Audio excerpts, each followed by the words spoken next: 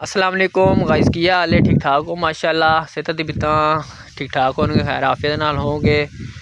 जिद्दां तुहानूं पता है कि अज हैगा सी जी बुध दा दिन, वैनसडे, ते अज अपनी हैगी सी पानी दी वारी।